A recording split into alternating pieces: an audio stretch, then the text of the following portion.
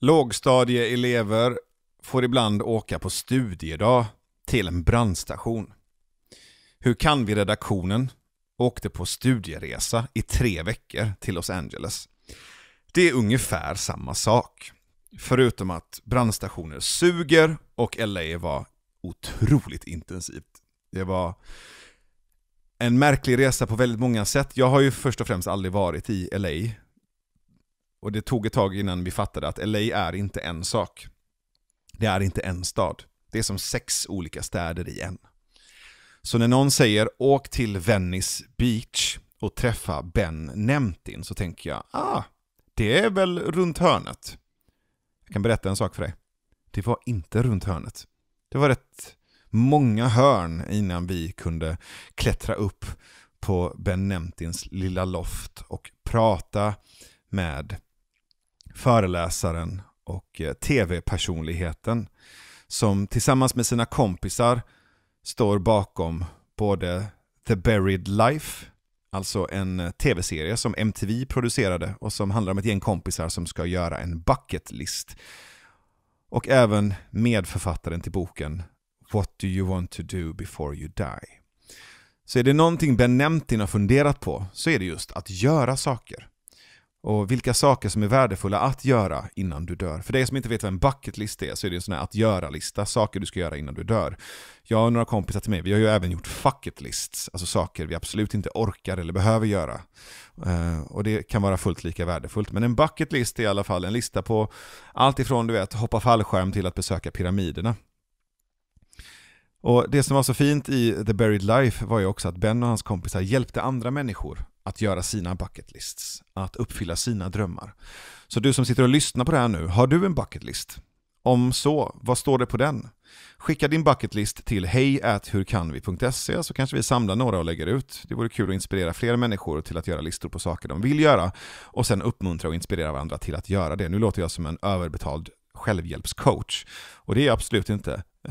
Men det finns någonting i det här med att inte bara drömma abstrakt utan att göra saker som ger mig energi, och då kanske det kan ge dig energi också. Så enkelt. Någonting som ger oss på Hur kan vi redaktionen energi, det är att du stöttar oss. Inte bara att du går in på patreon.com/hurkanvi och blir Patreon hos oss och får alla avsnitt utan reklam och får ta del av våra live-events och massa andra gördigheter, utan också att du kan gå in på Swish och swisha oss på 123 124 7733. Men förutom att du gör det, förutom att du blir Patreon hos oss eller att gå in på Swish och swisha oss, förutom det så finns det ytterligare en sak som vi får energi av. Det är nämligen att du lyssnar på och sprider Hur kan vi? Att vi inte gör det här ensamma. Så precis som Bens kompisar, att de har en gemensam vision, att de har ett gemensamt äventyr, så är det så fantastiskt att få er respons, du som lyssnar. Vad tycker och tänker du om Hur kan vi? Vad får det dig att känna? Vad blir du triggad av? Hör av dig. Skriv i kommentarsfält. Dela våra poddavsnitt så att andra människor också blir triggade och utmanade, så kan vi fortsätta prata om det. Det är därför vi finns till. Det är inte för att samtalet ska komma fram till någonting smart och bra och perfekt och en lösning här och nu. Det är för att samtalet ska fortsätta. Så att vi vill ha fler frågor, fler gnistor för att sätta igång fler samtal. Det är det Hur kan vi vill göra. Sätta igång fler nyfikna och modiga och radikalt utforskande samtal. Jag hoppas att det här samtalet med Ben Nemtin på hans lilla loft på Venice Beach gör just det med dig, att sätta igång någonting i dig. Så ge en ordentlig, lagom, lite sådär modest och blygsam jantelagsapplåd för en man som är otroligt inspirerande och har hjälpt många människor att få arslet ur vagnen och göra saker. Här är samtalet mellan mig och Ben Nemtin.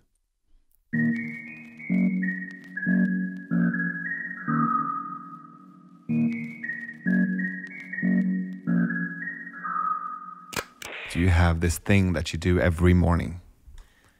Well, when I'm on the road, I do the same thing. When I'm speaking on the road, I do the same thing. I'll wake up, do some sort of exercise, even if it's just push-ups till exhaustion, sit-ups till I can't do anymore.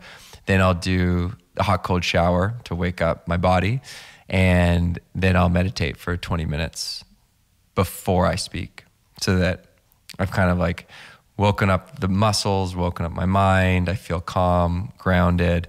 And before I speak, 30 or 45 minutes before I speak, then I'll make this coffee that has sort of like ghee and coconut oil and sort of a mixture of different things to really get me fired up. Right.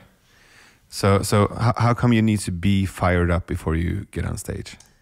Well, I guess fired up is the wrong word. What I like to be is I like to be grounded.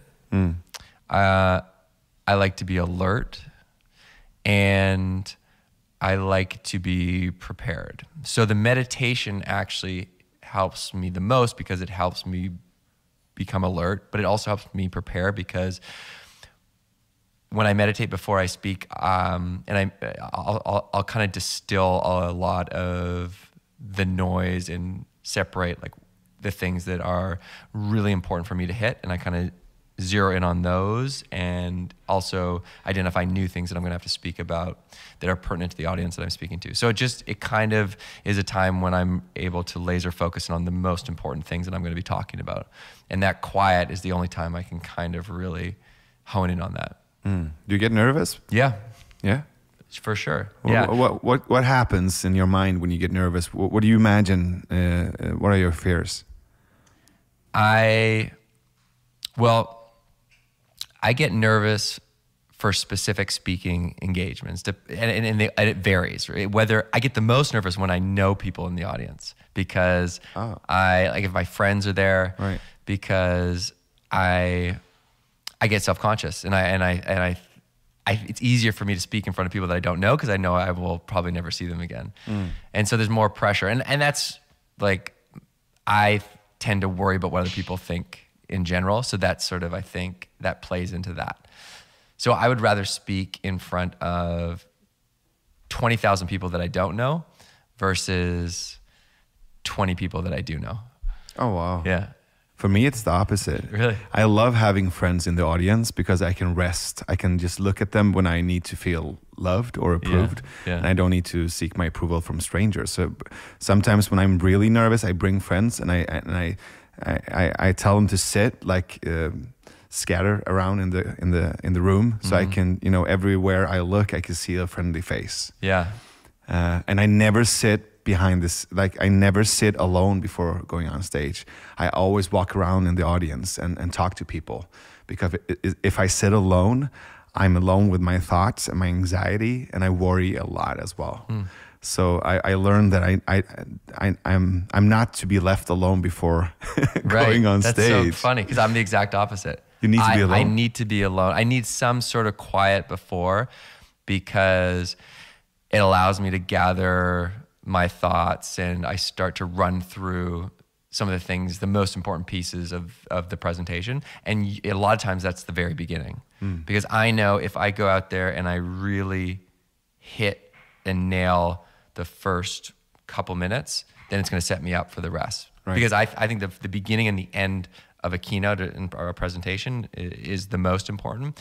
And the beginning is the trickiest because you're really trying to win the trust of the audience. And so those first couple sentences are always the most important. So I run through that. I think about those things that I've been meditating on beforehand too. And I just like to pace back and forth and kind of run through it in my head and then go out. But so a couple of times this year that I was really nervous. One was sort of the biggest speaking engagement in terms of numbers. It was maybe 20,000 people, but it was in Australia, and it was like I get the most nervous when I know that it's not just a lot of people, but it means a lot. Like it's a moment in either my career or my a moment when if I really do really well, it's gonna have a large ripple effect in my life, and whether it's gonna like impact a lot of people or it's gonna impact me if I really show up in the best way possible. And so those are the times when I get really nervous, when I know that this is a moment where I can either make a right or a left. And if I make a right, it's going to change my life, and make a left, it's like I'm going to lose that opportunity. So that's when I get nervous, when I know it's an opportunity where I can really make an impact and really like change the course of my trajectory. And do you worry a lot, like in life in general? Yeah. I'm a worrier for sure. I think that my metric for success is now, when I, at 35, is sleeping through the night. Like if I sleep through the night and I don't wake up and I have nothing to worry about, for me, like that's where I want to be, because I overthink things. If I wake up in the middle of the night, I'll start to think about, all these things that I have to do, or I'll think about things that, are stressing me out. And when I sleep soundly throughout the night, then I know I have nothing to worry about. This is great. So I perpetually worry, and my goal is to worry less. But it's a double-edged sword, because the reason I think I'm in the position that I am and I'm doing what I'm doing is because I'm driven. And there's this fine balance between driving yourself forward and then driving yourself too much, where you're getting anxious, you're worrying, and it's becoming your Achilles heel. So, it's gotten me to be able to speak to you, but it's also still something that I constantly struggle with. So what made you nervous before this interview? Before this interview, I didn't get too nervous because I knew that we were just gonna chat. But I do worry a lot about things that I have to do every day, or things in my career, or we have a wedding that we're planning, and I worry about that. I just worry about things. Mm. And when you worry, do you picture things going wrong? No, I just want to do everything really well, and so I think about all the things that I have to do in order to do that.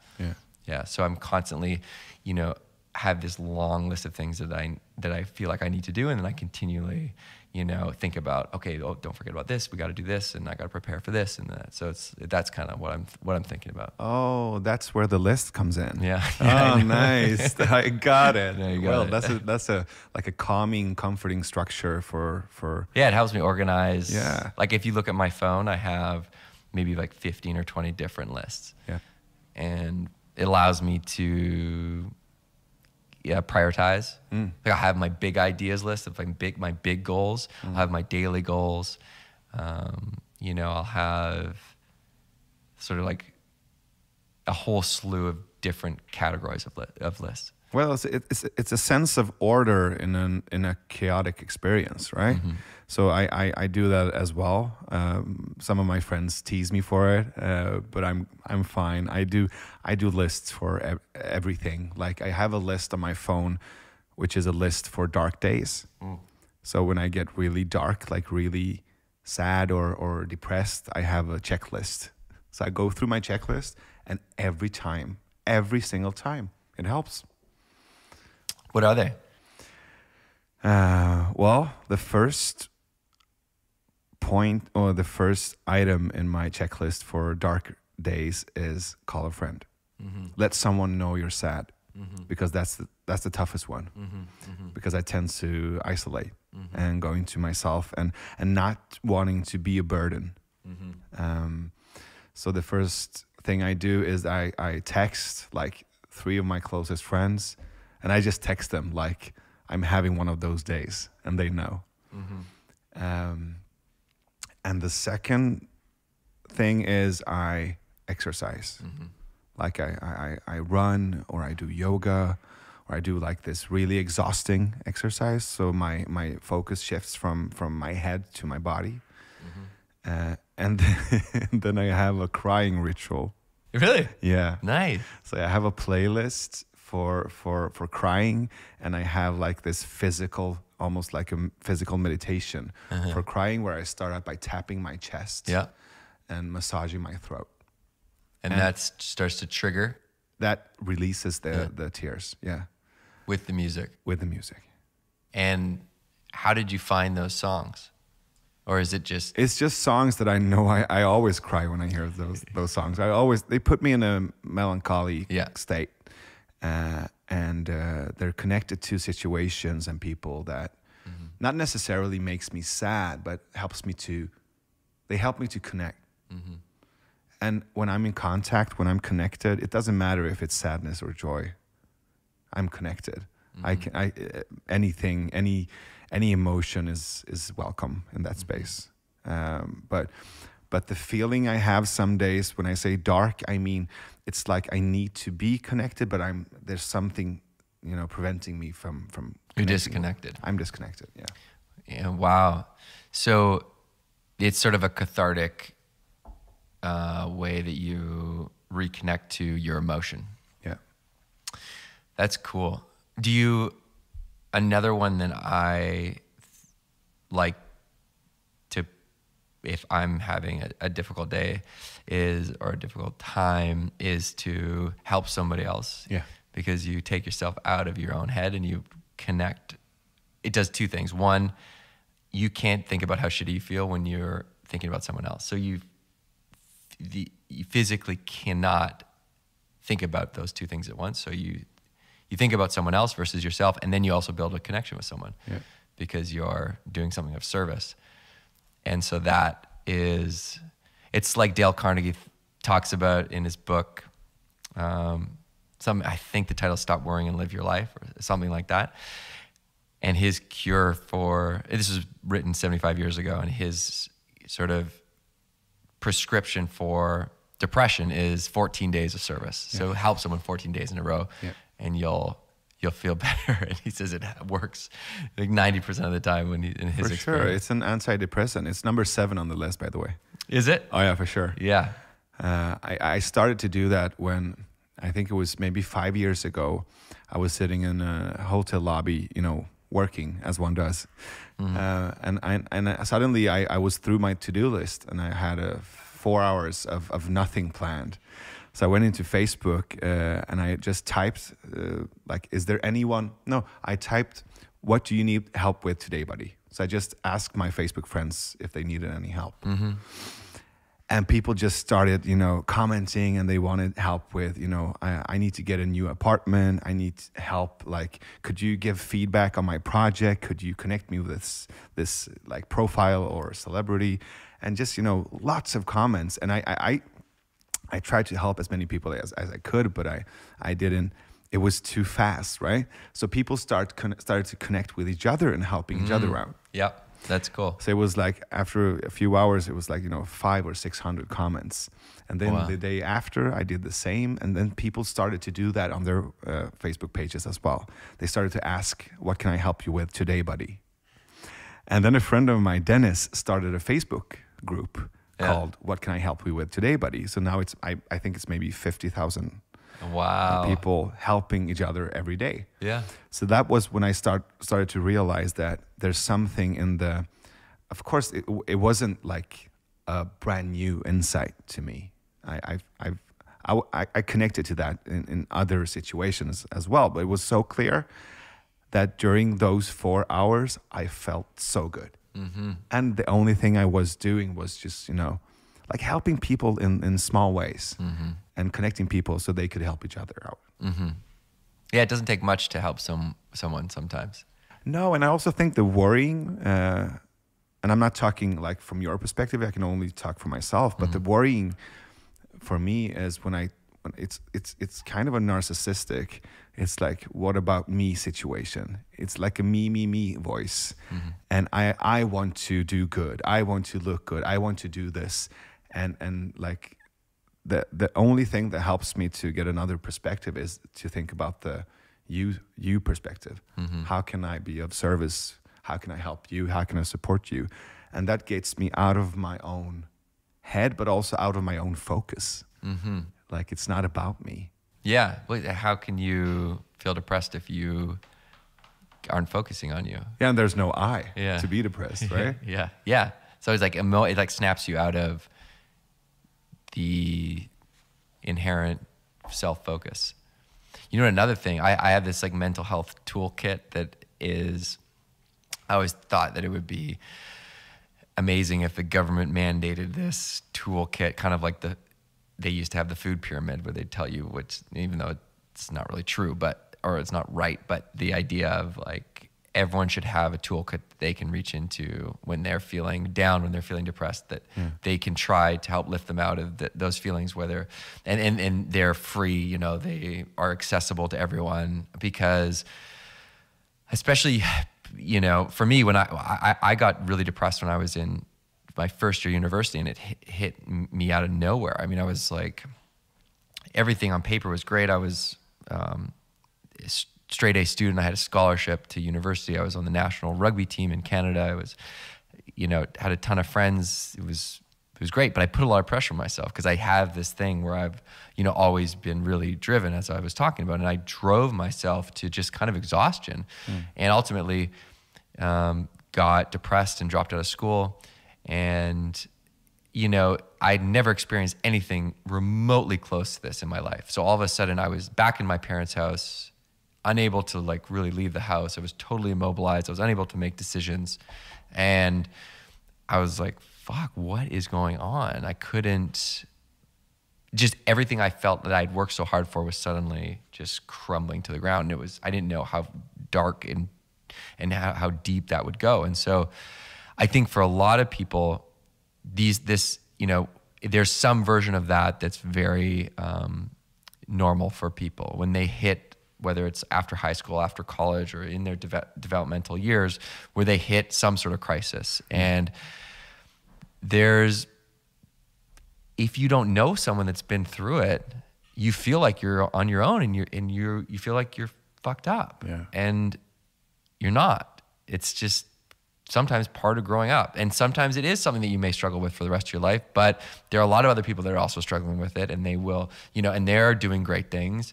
And so just the one, knowing that you're not on your own in this struggle. There's a lot of other people that are going through something similar or worse, and they've gotten through it, and you'll get through it too. 2, what can you do if you hit that low, when you hit that low? Because everyone will go through some sort of mental health crisis in their life. That's just the data. Like, it's, by the way, most of these crises and suicides are from, just life crises, like bereavement or divorces, things that happen in life. So this is part of the human condition. And so to be able to have a toolkit that okay, I'm going to go through it. When I go through it, I'm going to try these things and I'm going to talk about it. So it's like, as you said, like meditation, exercise, diet, gratitude, proper sleep, talking with a therapist or a coach or someone that you love about what, you said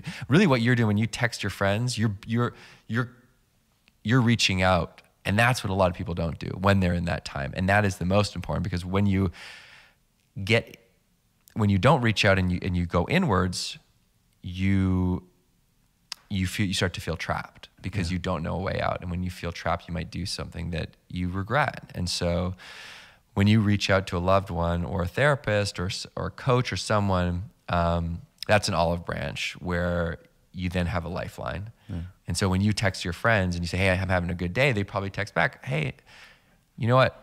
I had a bad day last week. You're going to get through it. Or if you need anything, let me know. Or, hey, let's go out. Let's go to the gym. And so. And also next time when they feel bad, they reach out to you. Exactly. Yeah. I think that is the often overlooked. You think that you're being a burden when you reach out to someone for help. What you're actually doing is you're opening the door for them to come back to you in their time of need, because they will. And so you're building this really important pathway of connection. And you're also, the whole thing, all this stuff is, it's the opposite of what is generally, is considered what happens, in the sense that when you reveal something or you're vulnerable, what you think is going to happen is that you're going to look weak. But what in reality happened is that people see that, and then they actually look up to you, because they're like, wow, you know what? You just went out and you just totally revealed something that was very vulnerable about yourself. And now I have this window into who you truly are. And I really have a lot of respect for that. Yeah, but also when you're an influencer or you're person with a big following or a profile or a celebrity, people look up to you and listen to you, watch your videos. I mean, every famous person, every successful person I know has some kind of darkness, some kind of anxiety, but not all of them talk about it. So, I was talking to, was it yesterday? We talked to Tamer Katan, this really funny, warm guy in LA. He's a comedian and a podcaster. Mm-hmm. And I asked him, I'm going to actually ask you the same question. I asked him, what don't you want people to know about you? So what are you hiding? And we did it during the Curious game. I'm just like in a couple of moments going to let you in on that question as well. But he said, and it's in the video with Tamer, and he said, I don't want people to know that I'm actually a bad person, or I actually feel like a bad person. And I think that's so common, that we try to hide that part of us that we don't want people to see, because that part feels ugly or worthless or bad. Mm-hmm. I think that's one of the things preventing us from being vulnerable, because I don't want people to see that I'm actually fucked up. Mm-hmm. And then you realize everyone's fucked up. Totally, everybody is, yeah. And I think especially people that are, have gained some sort of success. I how I was talking about at the beginning, like this worry is like my Achilles heel, but it's also the thing that's driven me to do what I've done. And sitting here with you is that's really why I'm here.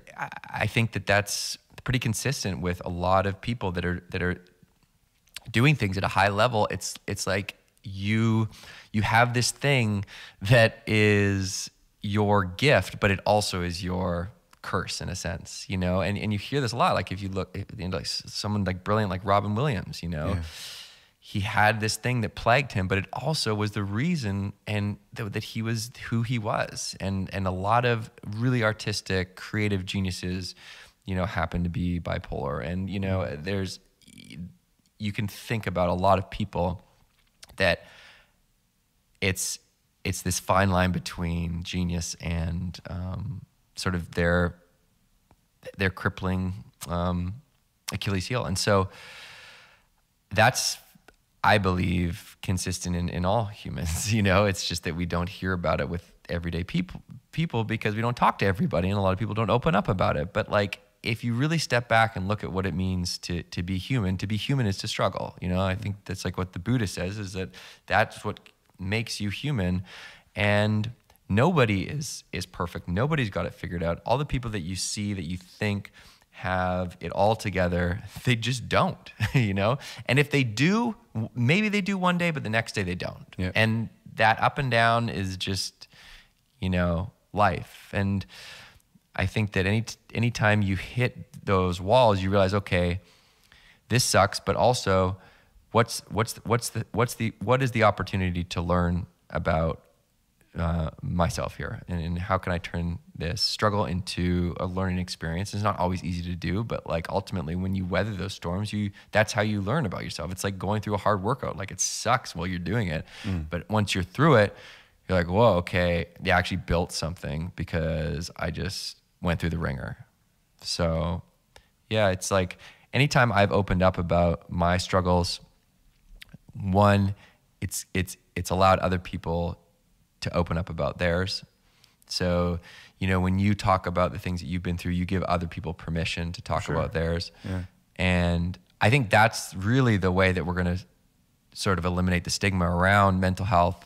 It's everyone's job to just talk about it. And you don't need to talk about it from a stage. You don't even need to talk about it to your friends, but to somebody that you either love or is a professional is I think important. Like to start that conversation in some way, shape, or form to someone that you trust or someone that is trained to help you work through it. Because that is then your grounds to start to grow, and then by doing that, the more people that talk about it, the more people will feel, okay, I'm not so fucked up.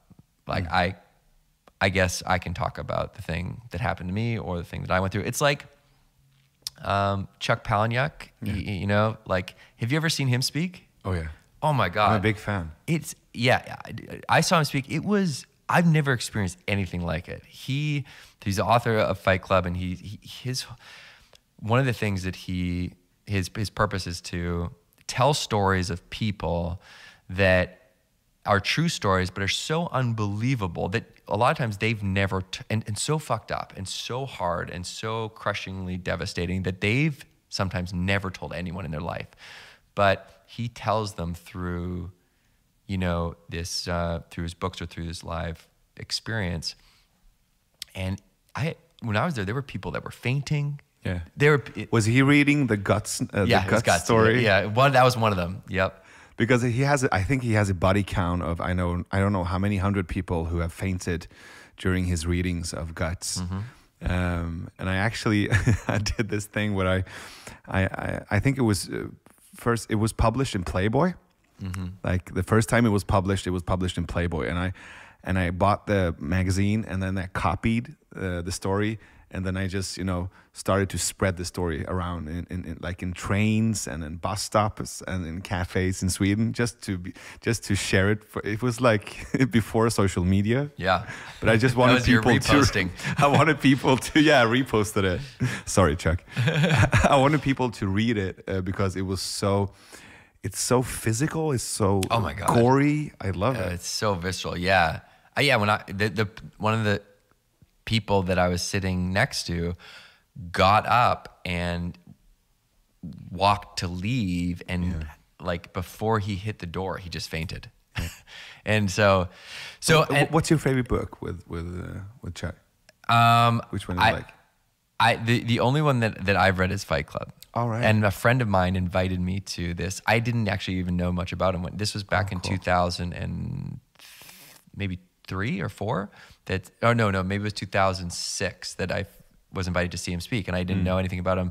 And you can imagine like walking into this auditorium sort of blind, and then all of a sudden people are falling, off their chairs and into the doors as they were trying to leave the room, and, like gagging like they're going to throw up. Yeah. And I was like, what is this? I couldn't believe what was going on. And then, by the end, you sort of understand. You're like, wow, okay, I get why. I get the purpose of this. Like at first I just thought it was a totally like fucked up, like, show. But then, you start to hear him speak once he finishes the stories, and he's like, I tell these stories so because the people that this happened to can't. And by me telling them, I lift that burden off of them. And it also allows and gives other people the permission to tell their stories, because everyone has a story. And if you hear these, you think, wow, like my shit is not as bad as this. And then it's like the whole adage, like if everyone put their problems in a circle, and you had the choice of like taking your problem back or choosing someone else's problem, you probably take your problem back. So I love the part in Fight Club where the narrator is going to all these meetings. I've been doing the similar thing because I feel normal. Yeah. Like I'm not writing, because he's called a tourist. I think he's Mahler Singer calls him a tourist, but it's not touristing. I think it's actually connecting. It's connecting and normalizing yourself. And being around people who are willing to share their problems and their darkness. And, if you go to NA or AA, it doesn't matter. You just sit in a circle. And I love sitting in circles and sharing with people. Yeah. And going like lap after lap after I know. lap. It's fascinating. It's like one of my favorite things to do. Like I started this little men's group where guys share the best part of their week, the worst part of their week, and then the one thing that they're looking forward to. And it's just such a fun, fascinating, meaningful thing to do. Like you can feel it in your chest that you're just connecting to people in a way that usually you just don't. Once someone opens up and like creates that opening for everyone else to do the same, it changes the room, and then everybody just kind of shares, and you create a place where people feel safe to share, and usually you don't feel that safe. Yeah, especially men, right? Yeah. And do you go to this men's group regularly? Yeah, we just so my brother-in-law hosted a dinner and still does, and then I started doing it as well. Oh wow! And so, but my dad did it and still does, and he has been doing it for 35, 40 years. Really? Yeah, and it's called. I just remember my dad would always go to men's group, and then he'd host the men's group at our house like every 6 weeks or something, or every 2 months, and it was like a group of maybe 6 to 10 of his friends, and someone would host it at their house every second week or something, and they would cook, and then everyone would sit in the living room and they'd talk, and then every couple months they'd all do a retreat. So I just remember him always hosting the men's group, and when they came, like we had to go upstairs and hang out on our own because they needed their private space to talk, and then I thought, yeah, like I want to do something like that. It's just and he still does it, and it's, as guys, we don't always have that forum to openly speak our minds. That's beautiful. I mean, imagine you're seeing your dad do that for 30 years. That gives you something. That plants a seed of something in your mind as well. I think I started to explore men's group maybe, I would say 7 years ago, when my daughter was 3 years old. And I realized I don't have any of the tools I need to be a man. I don't have any tools I need to be a father, because my dad had, he had his own problems, and he did his best, but I didn't have that many positive, examples of being a mature man around me when I was growing up. So when I became a father, I realized that I'm still a boy. I'm a boy trying to raise a girl. That's impossible. And I talked to a lot of my friends, and a friend of mine, Henrik, he told me that there's this organization called the Mankind Project. Have you heard of him? I think so. There was a few friends, they came back from the Vietnam War, and they were just fed up with, the part of men, the part of masculinity, creating violence and darkness and war. They called them the shadow warriors. And they wanted to help men to become more mature. And then they realized that there's no initiations. In modern society, there's no initiations for boys to become men. And we need help to create that kind of initiation. So they created this retreat called the New Warrior Training. So helping shadow warriors become real, like warriors of love. And they do like this 3-day initiation. And then when you've done the initiation, you're supported, and you're in a community of men, and you get support and a lot of tools and a toolkit to be able to start men's group and do the practice. There's That's amazing. A lot of those groups here in California as well. Another good one is Everyman. Never heard of it. It's a men's group and sort of a retreat based around a lot of the same principles. And there are a lot more popping up, which is just fantastic. And I think it's interesting that you're the catalyst for you going and searching out this men's group was when you became a dad. And that was what my dad was also searching for, was like to connect with other men around being a father. And also to talk about relationships, a safe place to talk about being a dad, struggles with raising kids, and also the ups and downs of a relationship. And he sent me a photo. It was funny. I posted it on my Instagram because I did my first men's group, and then I posted a photo of him at his last men's group, which is him and his buddies like out on a deck, overlooking the ocean at one of their little retreats. It's like they just like rent a house and go for the weekend and cook and hang out and play music and drink wine and talk.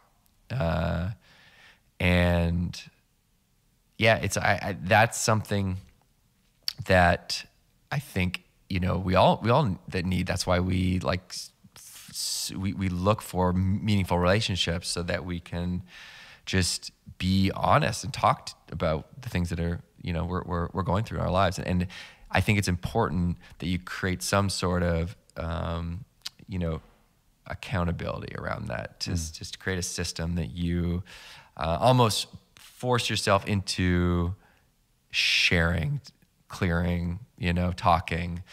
That's why if you have a therapist, you go to them once every 2 weeks or something. That's why, you know, my dad at work, because they would, every 2 weeks they do their men's group. Or, you know, that's why it's great when you know, have a friend that you have a, you know, your morning coffee or walk every week or every 2 weeks, or you do that with your partner. So you create the time that you prioritize, just like you would anything else that's important.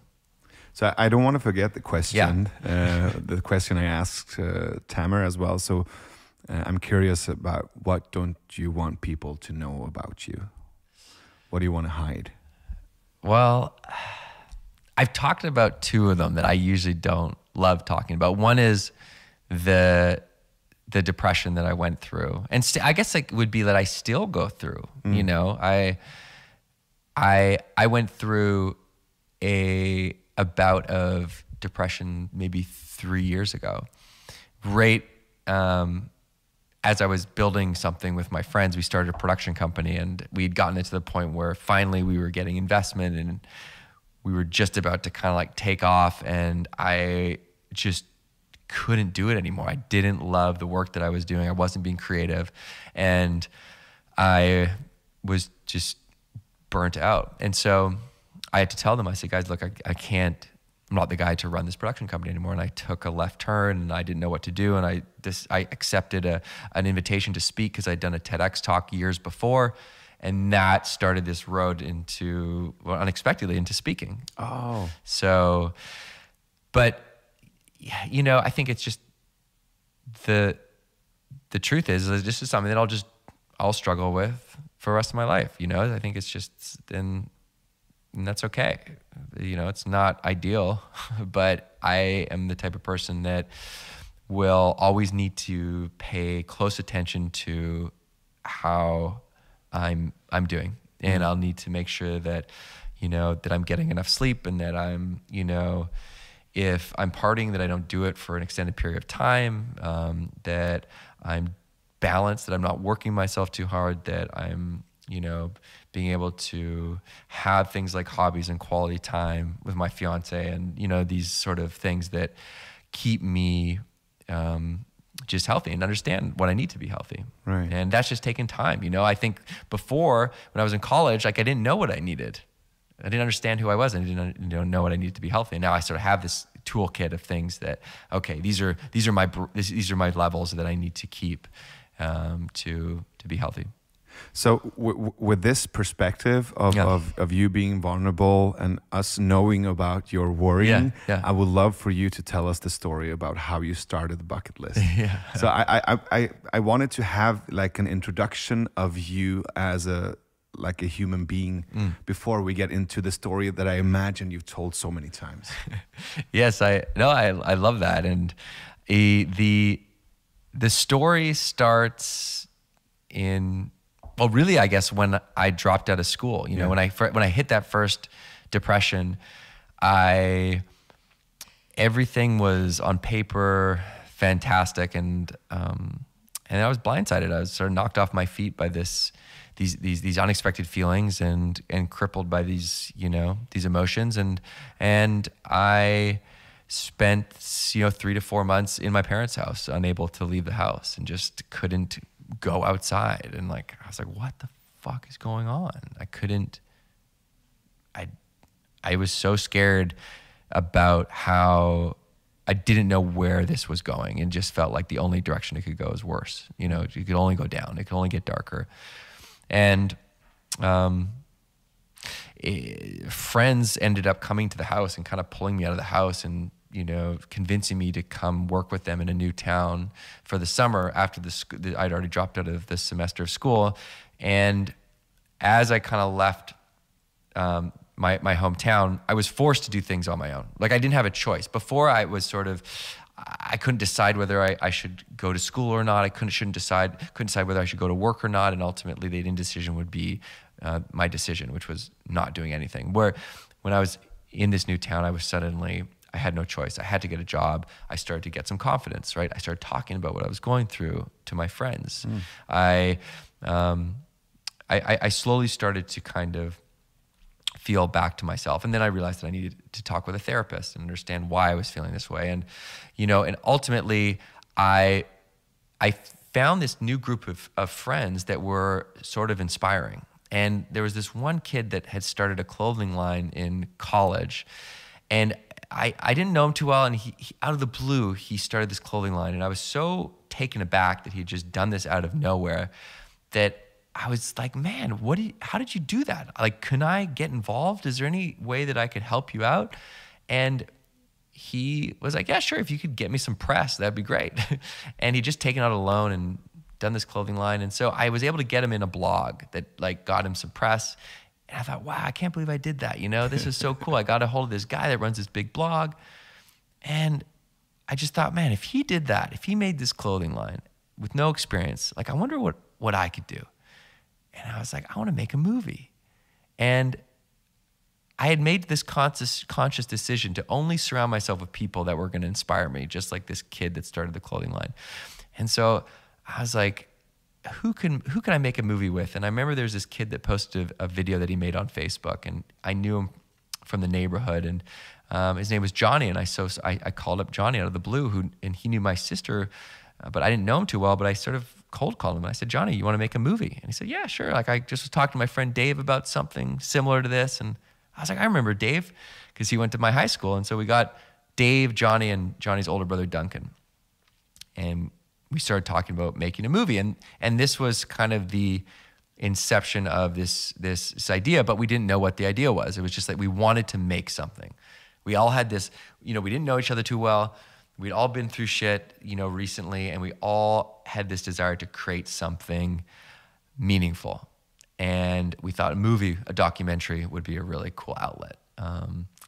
And so we started these conversations about what's the movie going to look like, kept hitting roadblocks, creative roadblocks. And then ultimately, Johnny and Dave went out to Montreal to go to school. And Johnny was at his freshman year at McGill, and his English teacher, he was sitting in English class, and his English teacher assigned him a 150-year-old poem called The Buried Life. And so he reads the poem, and something in this old English poem strikes him, and he brings this poem back to us. He sends it to us. He says, guys, read this poem. And this poem was basically articulating the same feeling that we were feeling, which was like we knew what we wanted to do, something meaningful. We had all these things that we'd always wanted to do, but we just never done anything. And we'd never done any of them. And they felt buried. They felt like there was these moments when we were inspired, and then they sort of get buried by work or by school. And so this was what was happening with this movie that we wanted to make. We'd get inspired by an idea, but the day-to-day had, we wouldn't do it, and then we'd get another idea, but we had this burning desire to do something. And so we thought, man, this guy 150 years ago is feeling the same way we felt then, but it was, almost like, halfway around the world, a century later, we're like, well, I guess we're not the first people to feel like this. Why don't we take this name, The Buried Life? And we weren't sure what the film was going to be about, but we knew that it was going to be, the essence is going to be about this idea of being buried. And so we thought, okay, how do we unbury our dreams? And we decided to ask this question, what do you want to do before you die? Because the thought of death was the one thing that kind of put things in perspective for us. And so we asked ourselves this question, and that's where the bucket list started to form, because when we asked, what do you want to do before you die, to ourselves, there was this long list of things that we wanted to do. And so we wrote this list, and when we wrote it, we pretended that we could do anything, and that, we had all the money in the world. And we thought, okay, let's go after this list we'll go on the road, and we'll try and cross off as many things as we can. And every time we cross something off, we'll help a stranger we meet to cross something off their bucket list. So we'll ask ourselves the question, what do you want to do before you die? But we'll also ask strangers. And so that was the mission. And this was in 2006. And this was going to be a 2-week road trip. And we boarded an RV. We got a camera on eBay. We threw parties to fundraise. We did whatever we could so we could just hit the road for 2 weeks before we went back to school. And so the mission it was to do that, cross things off, help other people, and we hit the road. And the surprising thing that happened is that as we left, people started to hear about it. And we started getting these emails, and people said, hey, I saw your list online. Number 9, ride a bull. I can help you get on a bull. Or I saw you want to make a toast at a stranger's wedding. My best friend's getting married. I'm the best man. I can get you in. And this just inpouring of offers. It's like when you posted on Facebook, you know, people started to help each other. And so this is what was happening. And we're like, oh my God, we didn't think anyone would care about our list. Like, we thought we would just ask other people. We'd make the documentary about helping other people. We'd do our list on the side because it'd be fun, but we didn't think that people would actually care. But what happened was people started to get inspired to think about their dreams just by us going after our dreams. And so this idea of the ripple effect started to sort of like bubble up. In hindsight, you know, as I look back, that's something that we definitely didn't realize starting, was that like when you do what you love, you inspire other people to do what they love. So it's not selfish, it's actually service, because you're giving other people permission to do that thing that they want to do. And then, you know, simultaneously, as people would send in offers to help us with our list, they would send in their dreams asking for help with their list. And so we were getting all these dreams sent to us. You know, can you help me do this? Can you help me do that? And so this 2-week road trip, we came back, we had crossed off these list items that we never thought we could. We had helped people that we never thought we could help. Could you tell us about the girl who hadn't visited her mom's grave? Yeah. So we were in Memphis, and usually what we do is we just ask people that we encounter on the street, what do you want to do before you die? And it's kind of a weird thing to say to someone, a stranger. And usually it takes a bit of warming up before they actually open up. But when we asked this particular girl, she said, I want to find my mom's grave. And we said, could you explain? And she said, well, we were in New Orleans for Katrina, and my mom, they evacuated, and my mom got on a bus to go to Denver, and she died, and they buried her somewhere, and I don't know where, and I've never seen her grave, and so we were able to track down where her mom was buried, and Johnny and Dave, two of the other guys in the group, flew with her. It ended up being in Denver, and in this sort of, it was a massive graveyard, and they ended up finding her mom's grave, and sort of sat with her as she kind of collapsed by it and started to cry, and finally got a bit of closure from that. But the experiences that we've had when we've sort of been able to step into someone else's life in a moment that means so much to them, and doing that one thing that they've always wanted to do, talk about meaningful connections. I mean, that's like it just immediately you share this thing that bonds you for a long time, but also the feeling of just being able to help facilitate that in a small way ends up being almost more gratifying than those big items on the list that we've crossed off on our own. So it was it was a very unexpected road that we went down. This was like supposed to be just a 2-week road trip, and all of a sudden, 13, 14 years later, still continuing to do it in a way that's evolved, but now it's sort of become this almost way of life, you know, sort of a philosophy almost. And we stumbled into this framework that actually really works and makes sense when it comes to this human condition that we have of feeling buried, right? Like it's not coincidence that this poet Matthew Arnold in 1852 wrote this poem of feeling buried. This happens to everybody. This is part of the human experience, is that we don't do our personal goals as human beings. We typically push them because we feel like we'll do them later, and we push them till tomorrow or next week or next year until 76% of people realize that they're out of time. They don't have time to do the things that they want to do because they're dying, right? So there's this really mind-blowing study out of Cornell that by a psychologist named Tom Gilovich, who found that most people get to the end of their life, they don't regret the things they did, they regret the things that they didn't do. And so 76% of people on their deathbed that he talked to, their single biggest regret in their entire life is not living my ideal self. So it's living the life that someone else wanted for them, not the life that they wanted, which is heartbreaking. You know, you're talking about over 3/4 of the population laying on their deathbed, looking back on their life and thinking, fuck, I blew it. I lived for someone else, or I pushed my own goals to the point where now I don't have any time to do them. And so the idea of writing down your goals, the idea of sharing them, which were two things that we just did because for us it was the only thing that made sense to remind us that they were there, ultimately starts to build accountability, and it starts to allow other people to help you.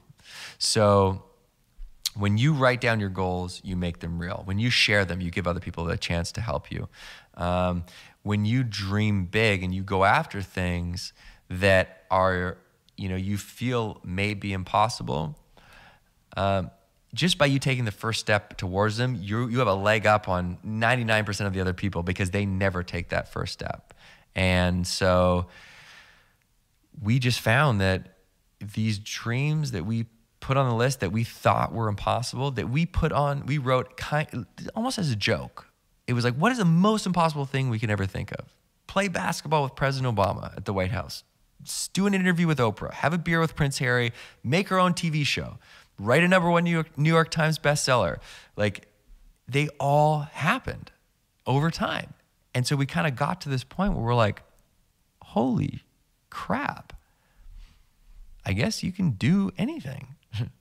And so it changed the way that I fundamentally operate, you know, it like actually changed my DNA, where it got to the point where it's not, can I do this? It's, do I want to do this?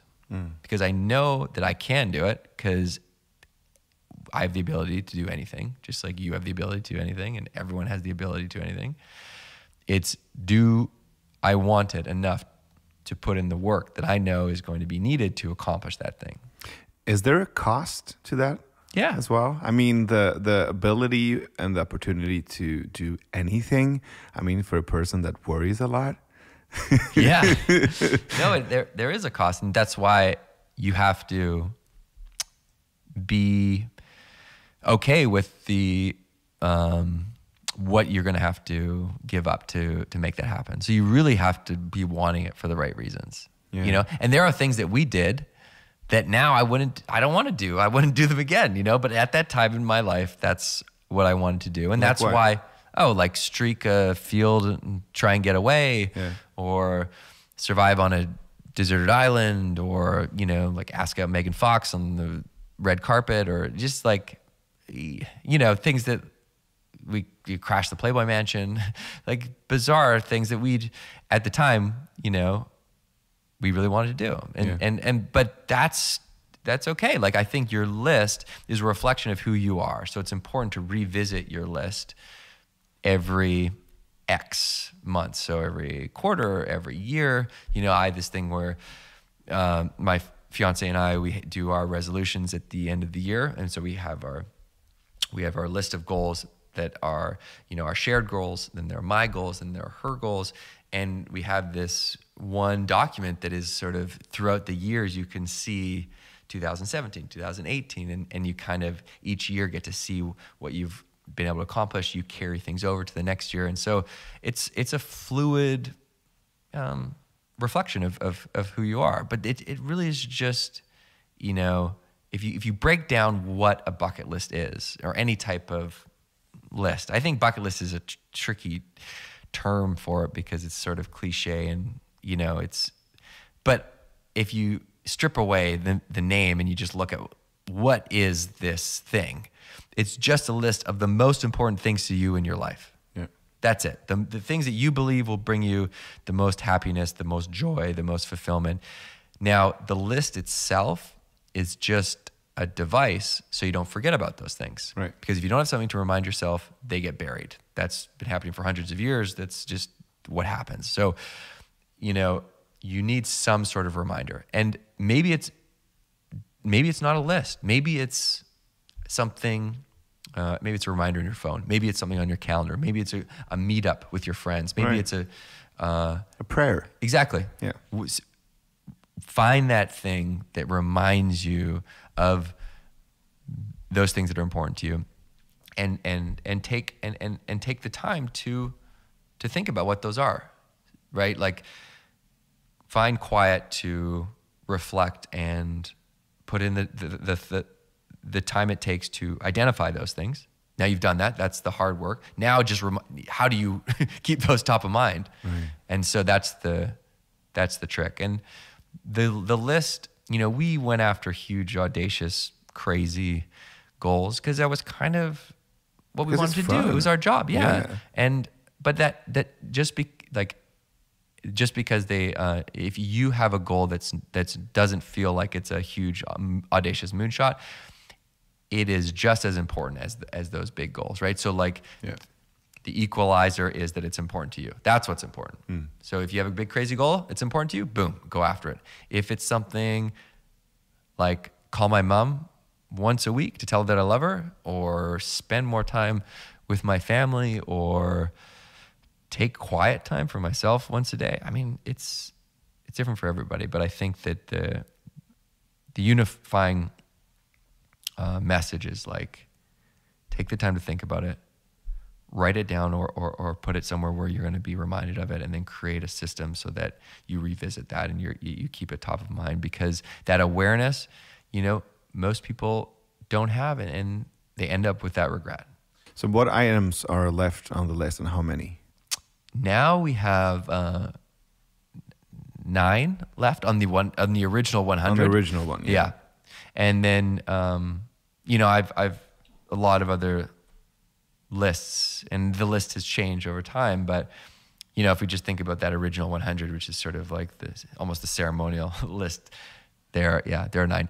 And the list items that we're working on is to finish the movie, right? Number 93 is make a movie, and so that's why we started Buried Life, and we haven't finished it yet. And the last item, and the movie is the documentary. Yeah, right? the documentary. Yeah. Yeah. And the last item on the list is go to space, and so that's what we'd like to finish the film with, is some sort of go to space, and so that's, I guess, been the holdup. And what does count as space? I mean, we were already in space. Yeah, no, I know, it's true. It's got to be, in our minds, something significant. You know, we want to be able to see the curvature of the Earth. We sent our book to space. What do you mean curvature? Well, there it is, flat. Yeah, I know. Sorry, I guess we want to see the corner. The corner, yeah. Yeah, we actually sent our book to space. We made this promise that if we got if our book hit #1 New York Times, we'd send it to space. And we didn't think that we would hit #1, and then we did, and we thought, oh crap, we got to figure out a way to send our book to space. And so our two of the guys' old neighbor is a retired aeronautical engineer, and so we built this totally outrageous contraption with a weather balloon and this box with a GPS and a GoPro, and we attached the book to it, and we sent the book up in the weather balloon with a parachute. So the balloon went up, and weather balloons, they expand, and then once they get to a certain altitude, they pop. Yeah. And so the idea was like, okay, it's gonna go, it's gonna pop, parachute's gonna deploy, and then we're gonna have this GoPro capturing the ride, and we'll be able to take a screenshot of that. And then the GPS will track it as it falls, and then we'll be able to find it in the desert. So we go out to the desert, we like send up this weather balloon, and it goes up, and then we start tracking it as it comes down, and then we lose track of it like as it's 300 feet above the earth, and we're scanning, we're walking in the desert, holding our GPS, but we can't, it's not working, and we don't find it, and then 3 days later, the GPS pops back on, and then we find it, and this GoPro is still intact. Really? And we have this, if you Google the Buried Life Space book, you'll see the photo of this book, and you can see the flat Earth behind it. So 9 items left, and what's the plan when you guys are done? I mean, I guess we die. I don't know. I think that we all, I've been doing a lot of speaking, and I've really enjoyed that, and so my goal is to continue to spread this idea and give people permission to do those things that are important to them, and give them hopefully like some boosts to do the things that they really want. So do people contact you or come to you with their bucket lists or the need to create one? Yeah, but the cool thing now is that, like you found when you post on Facebook, friends would help other people. Yeah. So I'll have people that will see me speak or something, and they'll write down their list, and then I'll see them 8 months later, and they'll come and they'll show me the photo of like they just reconnected with their biological father. So I had this one guy, he showed me his list, and it's the number one thing was reconnect with his biological father, and he sent me a photo like 5-6 months later, and he tracked him down, and he had met a bunch of 7 new siblings. Oh, wow. And this is a man in his early 50s, and so to see people not just like kind of get inspired, but also follow through and do those things that they've been thinking about for years or decades. That's the goal. Like another woman, she was a mother of 4 or 5, and her list was she wanted to learn how to swim, and she was just like, I've never known how to swim. I've always been self-conscious about it, and she sent me an email. She said, hey, I just learned to swim, but the coolest thing about it was not just learning how to swim. It was the way that it changed the way my kids looked at me. And they saw their mom conquer something that they knew she was so afraid of. And that was the most meaningful thing. So, you never know what can happen when you actually take that step to accomplish your goal. Because I feel like there is this ripple effect that happens. You do affect more people than you really know. And so when you do those things, you're affecting the people around you, and that ripple goes far beyond. So I think that idea of a ripple effect, if you think about, so there's been people that have been inspired by Buried Life to go after their goals. And a lot of times people have done things that have just been unbelievable. Like Yes Theory, a group of guys that have created one of the most amazing YouTube channels on YouTube, making inspiring content, inspiring millions of subscribers. Buried Life was a big inspiration for them, and there's a lot of different people out there that are doing much greater things that have inspired many people. And you think about the people that they've inspired, what are they doing, and this sort of like exponential impact. But you draw that back, it doesn't come back to us. who it comes back to is this kid that started the clothing line that inspired myself and even the other guys to begin Buried Life. Now, this clothing line, you know, back in 2006, it wasn't successful. It doesn't exist anymore. But just his act of doing that thing that he'd always wanted to do changed history, you know? And that's proof that one person can make an incredible impact. And that's the power of the ripple effect. So where's this guy right now? Right now he's in New York and he's an artist. Yeah, he's a painter. He painted that right there. Oh, wow. So you guys are still in contact? Mm-hmm. You're still friends. That's nice. Yeah. That's amazing that, and the clothing line is... Yeah, the clothing line, it just didn't work out. Or like, you know, it was just kind of, he did it for a couple of years. He didn't continue. And, you know, some people might say, oh, that's a failure. And then you look at the other side, you're like, the impact that's had, you know, it's crazy. What I'm thinking about right now is that, so when I hear your story, I'm reminded that 11 years ago I did something similar, but in a much, much smaller scale. So I was doing some work in Swedish public radio, and I was doing some music and you know, a lot of work in Swedish media, and I got sick of you know, the whole, you know, reporting on what other people did. You know, I was tired of, you know, not creating anything myself, just being like a film critic, a movie critic, and talking about what other people were doing, reporting and doing interviews, but not actually doing something myself. So I quit my job and I started a blog called 365 Things You Can Do. So I did one new thing every day for a year. And this was 2009. And the blog had a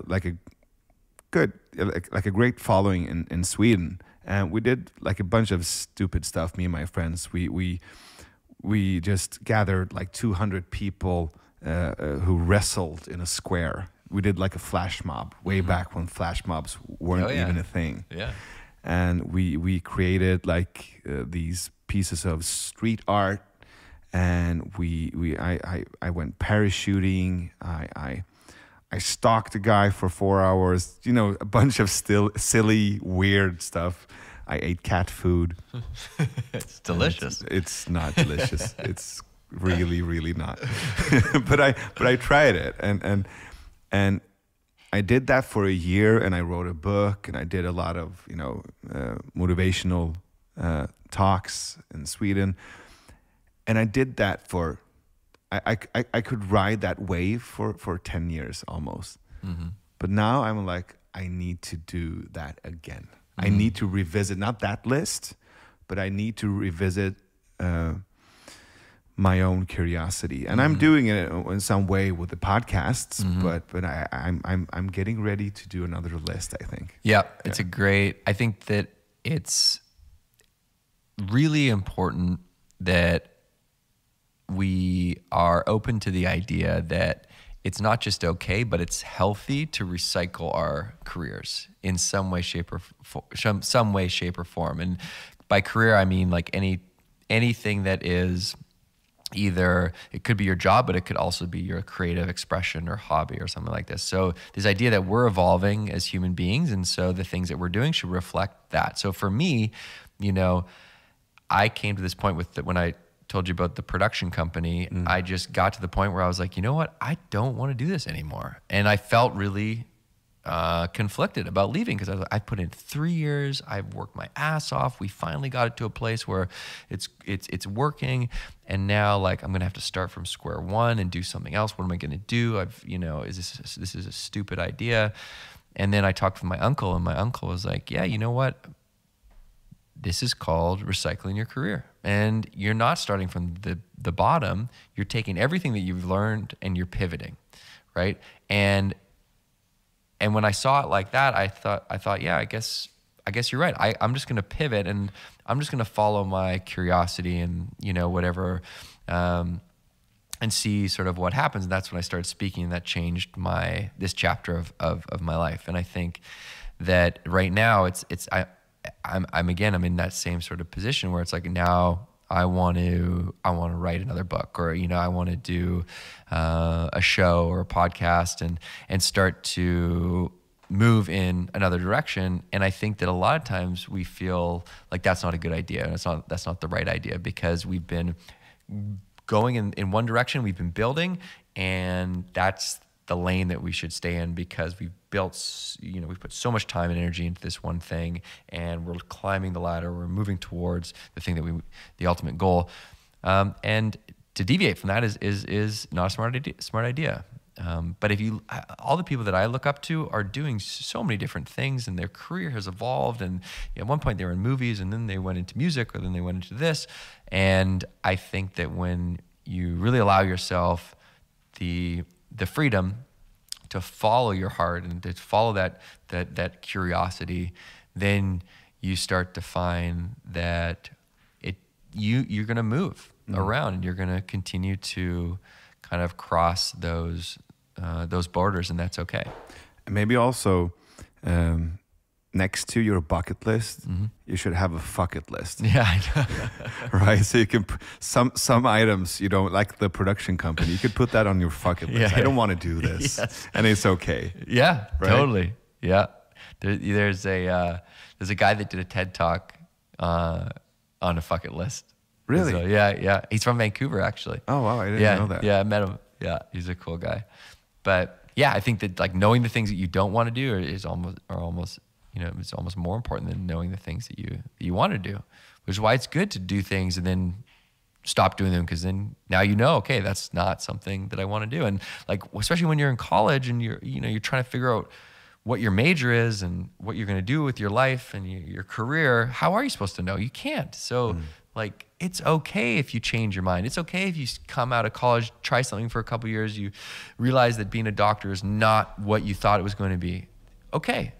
That's okay. Stop, pivot, recycle, and move on to something else. That might be like a moment when you get out of college, or when you move out of your parents' house.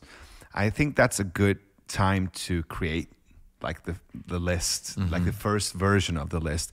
Where I'm at in my life, I just like a year ago, my fiance left. And I'm moving to a new city, so that's also like a new chapter of my life. So I mean, you talked about life crisis before. I think there's an opportunity there to recreate yourself. Maybe that's the good point to get a new list. Yeah. I think that's. I read something about like this when you are at your lowest, it's almost. It is an opportunity to try something new, because you almost don't have anything to lose. You sort of like, okay, here I am. How can I recreate myself in this moment of darkness and try something new and see if I can, forge down a new path. And when you guys ask people, what do you want to do before you die? What was like the most common answer, or what kind of answers popped up? We got a lot of travel. I think travel is probably the number one sort of the bucket that most people gravitate towards, like, or some sort of adventure list items. But travel is a big one. But I think that as important, the whole adventure list items, like, a lot of people will say skydive, or a lot of people will, do things that are sort of exciting. I think that's where we gravitate towards when we think about a list. But it's important there are 12 or so categories of life to think about when you're writing your list. So there is adventure, but there's also spiritual, there's also material, there's also professional, there's emotional. There's all of these different categories of life that you want to consider when you're writing your list. And so I believe that your list should be sort of a very well-rounded reflection of your wants, needs, and desires. And so if your knee-jerk is to go to adventure list items, push yourself into other aspects of your life and see, professionally, what do you want to do? Material's okay. You know, you really want a beautiful watch, great, put it down on the list. You know, emotional, like what are you afraid of? What are the things you want to overcome? What's holding you back? What are your limiting beliefs? And so I think that's sort of, I'd love to like sort of change the definition of what you think a bucket list is. Have you like ever written a guide to create your bucket list? Is there like a Ben Nemtin guide to create your own bucket list out there? There's nothing on paper, but I do that a lot in workshops and that type of thing. And it's like sort of walking people through the process of thinking about it. If we wanted to like help or inspire the people listening right now, could we do like a 5-step guide or like something, you know, easy, shareable to share? Yeah. So the first step is you want to get a journal or a notepad, something that you're going to keep, something that you actually treasure in some way, shape, or form. So it can be a piece of paper, but it's better if it's in a journal, because then you can revisit it over time and you can continue to write your list in that one journal. So grab a journal. Step 2 is to take, you know, at least 30 or 45 minutes, you know, by yourself, quiet time to start to write your list. Stream of consciousness, anything that comes to mind. What have you ever wanted to do? And pretend that you have $10 million in your bank and pretend that you can do anything. And think about these 12 categories of life. And if, you know, you can Google, there's a book called The Dream Manager by Matthew Kelly. And he talks about these 12 categories of life that I just mentioned. So you can sort of reference that. And make sure that you hit list items in all those buckets. And then you want to share your list. Again, I keep coming back to that Facebook post. I think that was really cool, because what happened was when people shared, they then opened themselves up to other people helping them. And most people don't do that because of fear, right? Because of the fear of what other people think or the fear of failure. So fear stops us. But once you get over that fear, you realize that if you don't share your list, no one can help you. So look at your list and see, let's say your list item is to write a book, but you have no idea where to start. Think about people that might know an author and reach out to them. Hey, do you know an author? Or I know that your uncle wrote a book, or I know that you wrote a book. Is there any way I could jump on the phone for 15 minutes to pick your brain? I'm just trying to get started here, and I'd love to learn how to make a book proposal. You know, just like you can send out your, you can kind of post it wide and ask for help, or you can be strategic about it and try and actually like be intentional about your sharing. And then you want to just continue to be persistent in your pursuit of this thing, because most people they just give up, right? Like, it's not easy. You have to continue to work your ass off to get it done, and then along the way you want to help other people, because when people see you helping others, they want to help you. And you know, it's this ecosystem that you want to create of like doing things for yourself and helping other people. So to recap, you know, find a journal. Take time to write your list. Think about the 12 categories of life. Share that list. And be persistent and give back. Perfect. I'm going to do that. I'm going to write my bucket list for this year. I'm going to do 12 items, like one item in every category. But yeah.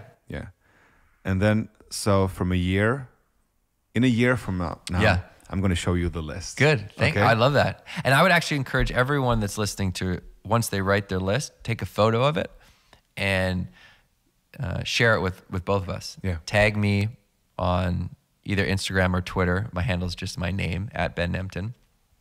And then, you know, we can be everyone's accountability buddy, because you're 77% more likely to achieve your goal. For sure. If you have someone checking in with you down the line. So that's why, you know, as you write your list, if there's a friend that you want to accomplish a goal with, that's even better, because then you're keeping each other accountable. So if you can create accountability, you create accountability by writing down your goals. You create accountability by sharing your goals, because then you feel accountable to the people you shared. You feel accountable if you have someone that checks in on you. That's why it's when you have a boss, it works, because they're keeping you accountable. Because if you don't, there's consequences. You're going to get fired, and they're the ones that are monitoring you. So that's why you do it. So you need those same mechanisms around your personal goals, or you're going to say, I'll do it tomorrow. I'll do it next week. I'll do it next year. So all these things are designed to create accountability, and they're also designed to create inspiration through action. So a lot of times we think, okay, I have this big goal, write a book. I don't even know where to start.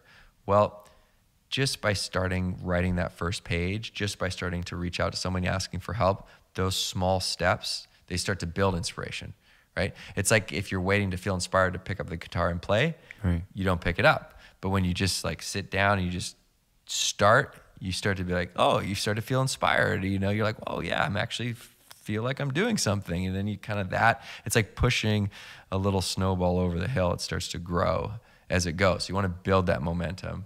And that's why these little small steps of action are super important. They may seem trivial, like, oh, okay, what is it going to do? I'm writing down my goals, whatever. Well, you're making it real. You're creating a reminder. Now it exists. It's not a thought. That's a bit of accountability. Sharing my goals. Well, what is it going to do? And am I just going to throw it out in the ether? No, because when you post your goals on social media, you then think, damn, everyone knows I have these goals. I better start doing them. When you share your goals with a friend, they know. So talking about asking for help, is there any one of the 9 items left on your list that I can help with, or the people listening? That's a really good question. I think, we're actively trying to figure out space. So if there's any connection, or we're sort of following all leads and talking with NASA or and SpaceX and Blue Origin, all the major commercial space flight companies, and even other private ones overseas that we're just exploring it. So that is the only way that is going to happen, is through the collective effort of the community, and just I feel like it's going to happen in a way that's unexpected, and we want it to happen in a way that's kind of hasn't been done before. So and we're sort of working with the Yes Theory guys too on that, to create something that would be really memorable. So the goal is that will sort of be the big ripple that will hopefully inspire many more people, and ultimately that's the theme of the documentary as well. And so and I think that if you could, I just think that if people write their list and start going after it, that for me is all I could really ask for, because I think that has exponential impact. It's more of an impact than I'm going to have. Yeah, I'm really inspired by our conversation, not only about the fact that I'm actually going to write my bucket list, but also with a sense of vulnerability and humility we started out with in the beginning, and also have a bucket list next to it. Yeah. So I could just move some of the items that I don't like. Because I'm actually going to write that list. I've been waiting to do that for a long time, and I'm really glad I got the opportunity to talk to you and get inspired to actually do that for the first time in a while.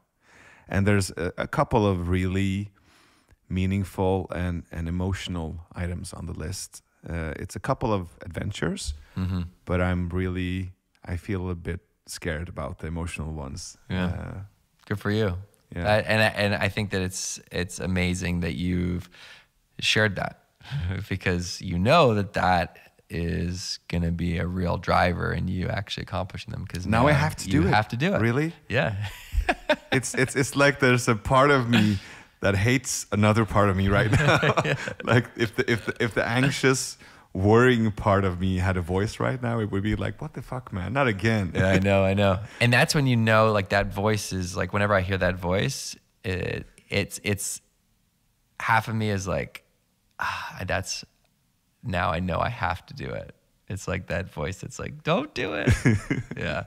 Yeah, I usually imagine like myself being like a car, and there's a driver, and there's another guy sitting in the passenger seat. Mm-hmm. So the driver is, he's crazy. He's like, I want to jump with the car. I want to fly with the car. I want to do this. I want to do this. And the guy in the passenger seat is just shaking his head, going, I hate you so much right now. I hate you. I just want to sit here drinking my coffee and be left alone. And you're a crazy ass driver. Yeah. Take me home. Take me home. Yeah. Pull over. Yeah. So for the people listening right now, I mean, you have a huge following. People can easily Google you, but just to be safe, how can our listeners get a hold of you and follow you? I think Instagram is probably one of the best ways, because I'm pretty active on. I'm most active on Instagram, but also when it comes to direct messaging, like I try and be pretty active with my messages. And so that would probably be the best. Twitter's also a good one. And yeah, I would love to see your list. So if you feel like, sharing a photo, whether it's like tagging me in it on your story or in your in your feed, then I'll try and repost it and get more people to, the more people that get eyes on it, then the higher chances that you're going to do it. So yeah, or you can always find me on my website, which is my name, bennemtin.com, and there's a place that you can email me to if you want to email me. So thank you so much for inviting us to your beautiful home, Ben, and I hope we'll keep in touch, and I see you in 1 year. Yes, I promise you, I've been doing my homework. I can't wait, dude. I can't wait to see what you've done. Yeah, thank you so much, man. Thank you so much for having me.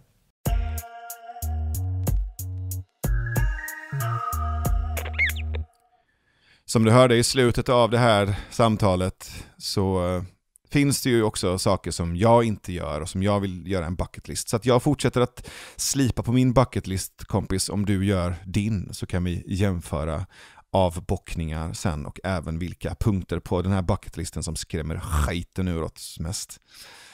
Någonting som absolut inte borde skrämma dig och som är väldigt enkelt att göra, det är att stötta Hur kan vi? Det kan du göra på patreon.com/hurkanvi, patreon.com/hurkanvi. Då får du alla avsnitten utan reklam. Du får också alla våra livesändningar och 10 kilo mjöl. Nej, men andra nice förmåner som du kan se på patreon.com/hurkanvi. Om du inte har möjlighet att stötta oss på Patreon så gör du det på Swish 123 124 7733. Plocka upp telefonen nu.